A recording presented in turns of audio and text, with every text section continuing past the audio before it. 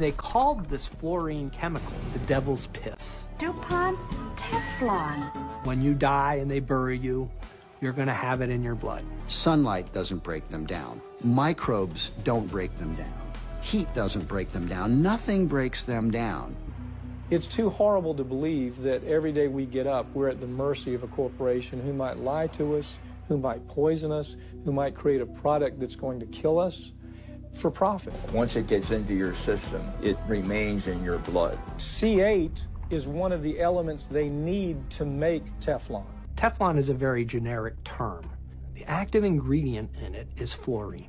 You hear the word F in that, right? PFOA, PFOS, anything with the F in it is something you want to be very wary of. These chemicals have these wondrous properties: non-stick, oil repellent, water repellent. You study 8 women who worked with C8. 2 of them had children with birth defects.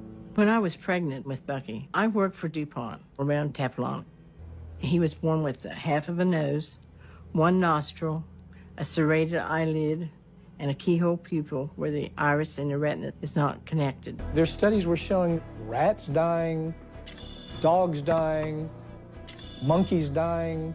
They were seeing testicular tumors, liver disease. They're full pregnancies, and instead of a normal litter of babies, they would deliver bags of water, or they wouldn't do anything. As we worked our way through this, we found, through word of mouth and media coverage, another 25 farmers in 5 states that had exactly the same problems. Our whole problem was the fact that we were not getting sows pregnant. It wasn't just us, but there was a lot of people in the area that had the same problem.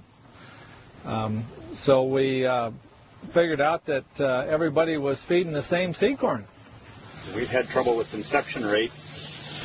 We did testing, did everything, nothing worked. We're finding out it's traced clear back to the seed corn.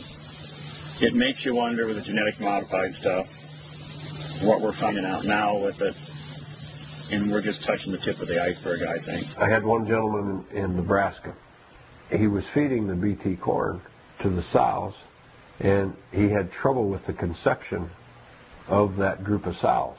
He switched away from using that BT corn, and the problem went away.